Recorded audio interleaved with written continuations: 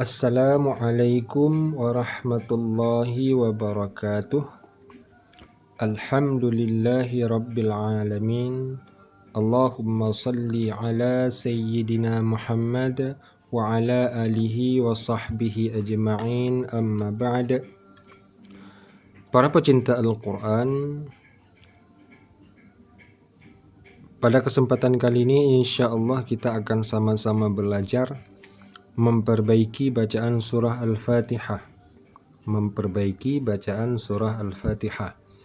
Karena sering kita mendengar banyak kekeliruan ataupun kesalahan dalam membaca surah Al-Fatihah.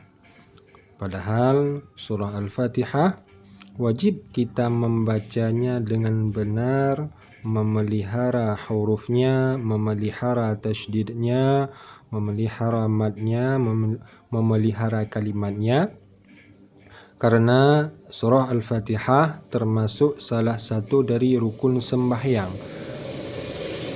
Jika surah Al-Fatihah tidak benar ataupun ada yang salah atau ada yang keliru, maka salat pun tidak sah.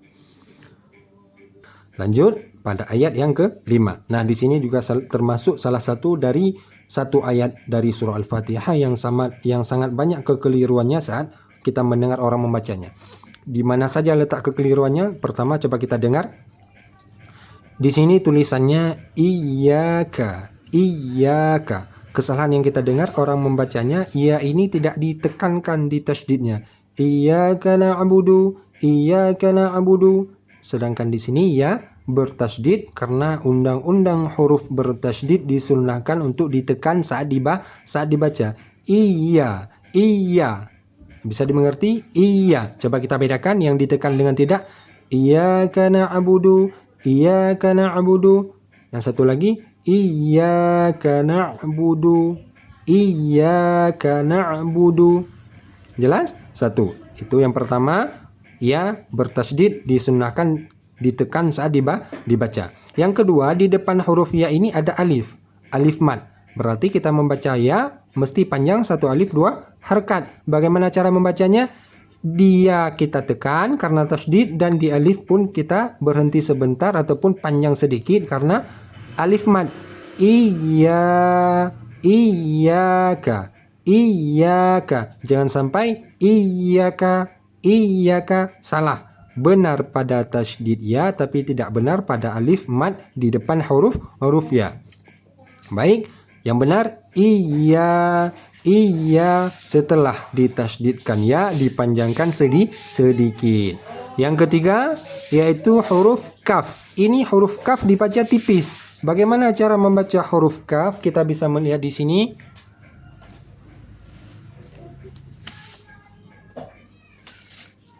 Kaf, mana dia kaf? Nah ini contoh huruf, ini tulisan huruf kaf. Cara baca huruf kaf, dia tipis. Arti tipis. Saat kita membacanya, kita lihat di sini ujung lidah di belakang gigi seri bawah. Pangkal lidah naik ke atas tetapi menyentuh bagian langit-langit bagian depan, karena ini kan ada batasannya. Ini batasan langit-langit depan, di sini batasan langit-langit belakang. Kalau huruf kaf, cara bacanya kita naikkan pangkal lidah tetapi bersentuhan dengan langit-langit depan, sehingga saat kita baca kakiku. Sedangkan huruf kaf, ini huruf kaf, ujung lidah sama, tetapi pangkal lidah saat kita membaca huruf kaf naik ke langit-langit bagian belakang. Makanya saat kita membaca huruf kaf, suaranya lebih tebal daripada bacaan huruf kaf. Coba kita baca huruf kaf yang tebal. Qaqiqu. Naikkan pangkal lidah, rasakan apa benar bahwa pangkal lidah bersentuhan dengan langit-langit belakang. Qaqiqu. Tidak perlu memonyongkan bibir. Qaqiqu. Sedangkan yang di sini huruf kaf kakiku. Rasakan bahwa apa benar pangkal lidah bertemu dengan langit-langit depan? kakiku, kakiku. Ataupun bisa kita baca sambil tersenyum biar suaranya terdengar lebih tipis. Kakiku, kakiku. Saat kita membaca huruf kaf di sini pada kalimat iyyaka, sama seperti teori kita belajar huruf kaf tadi, yaitu kakiku, pangkal lidah naik ke atas bertemu dengan langit-langit depan. Kakiku, kakiku, kakiku. Sedangkan yang sering kita dengar, iyyaka na'budu. Kenapa di sini dibaca tebal? Karena di sini huruf ain. Ain seolah-olah masuk ke dalam kerongkongan. Jadi ketika orang membaca huruf kaf, dia terlalu cepat bersiap-siap untuk membaca huruf ain sukun. Iyyaka na'budu, na'budu. Bisa dimengerti? Alhamdulillah. Berarti pada kalimat iyyaka saja kita dapati 3 kesalahan. 1, ya bertasydid. 2, alif mad dibaca panjang. Yang ketiga, huruf kaf dibaca tipis. Berikan dulu hak iyyaka, iyyaka, baru kita pikirkan cara baca na'budu. Iyyaka, iyyaka. Nah, sekarang selanjutnya kita baca na'budu. Di mana letak kesalahan na'budu? Yaitu di sini ain sukun ataupun huruf ain mati. Cara baca huruf ain kita sudah belajar tadi di tengah kerongkongan. Na'budu. Kalau belum bisa langsung boleh kita baca Setelah bisa kita baca nun dengan tenang, kita masukkan ain sukun. Apa benar ain di tengah kerongkongan bukan di hidung dan bukan juga hamzah? Na'budu, iyyaka na'budu. Itu salah. Itu huruf hamzah. Tetapi yang kita perlu di sini na'budu, na'budu, na'budu. Cara belajarnya na'budu, na'budu.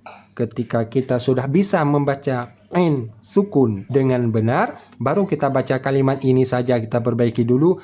Na'budu, na'budu, na'budu. Iyyaka na'budu. Begitu saja kita belajar dulu. Kita pisahkan dua kalimat ini supaya tidak terbawa-bawa kaf tipis. Kita baca tebal karena untuk bersiap-siap membaca huruf ain di tengah kerongkongan. Iyyaka na'budu, iyyaka na'budu. Ketika sudah bisa kita belajar membaca iyyaka, haknya sudah terpenuhi, dan na'budu, haknya sudah terpenuhi, baru kita membacanya iyyaka na'budu. Pelan-pelan saja. Iyyaka na'budu. Alhamdulillah. Bisa dimengerti? Selanjutnya, wa iyyaka. Wa iyyaka ini sama juga dengan iyyaka di belakang. Sama-sama tasydid ya, ada alif mad dan huruf kaf yang dibaca tipis. Iyyaka na'budu wa iyyaka sama. Selanjutnya nasta'in. Nah, di sini banyak kita dapati kesalahan di 3 huruf ini. Di 3 huruf ini sin, ta, dan ain. Kadang salah pada huruf sin, kadang salah pada huruf ta, kadang salah pada huruf ain. Letak salah yaitu nas. Sin mati dibaca seperti huruf sad. Padahal cara membaca ini nas. Sama desis angin saat kita baca bis dengan nas, sama-sama desis anginnya tipis. Bismi nasta, bismi nasta. Nah, yang kedua pada kalimat nasta'in, ta ini ta tipis. Cara membaca ta ini ta 2 titik, yaitu tanya tidak tebal, bukan nasta'in, bukan, tetapi tipis. Bisa kita lihat di sini huruf ta itu. Nah, ini dia huruf ta. Ta, cara membaca huruf ta dan huruf da yaitu ujung lidah bertemu dengan belakang gigi seri atas. Ujung lidah bertemu dengan belakang gigi seri atas. Saat kita membaca huruf ta dan huruf da, supaya tidak tebal bacaannya, pangkal lidah kita tekan ke bawah. Seperti kita membaca huruf sin tadi, pangkal lidah kita tekan ke bawah supaya desis anginnya tipis. Begitu juga dengan huruf ta dan huruf da yang kita tekan pangkal lidah saat kita baca supaya tidak bunyi suaranya lebih tebal. Tatitu. Rasakan ujung lidah letaknya di mana, pangkal lidah jangan naikkan, tahan ke bawah. Tatitu, tatitu, tatitu. Jika sudah bisa, coba kita praktek pada kalimat nasta'in. Pelan-pelan, kasihkan, berikan hak nas, berikan hak huruf ta, berikan juga hak huruf ain. Nas tidak langsung disambung dengan ta'in. Nas, nas, nas sudah tipis. Nasta'in, nasta, nasta. 3 huruf saja dulu supaya tidak terpancing membaca tebal huruf ta karena di depannya huruf ain. Jadi orang terbawa untuk membaca tebal huruf ta dikarenakan di depan huruf ain yang dibacanya sudah ke dalam kerongkongan. Jadi pangkal lidah dinaikkan untuk menyambut cara baca huruf ain. Nasta, nasta. Desis angin huruf sin mesti halus, tidak tebal. Ta tipis, jangan naikkan pangkal lidah.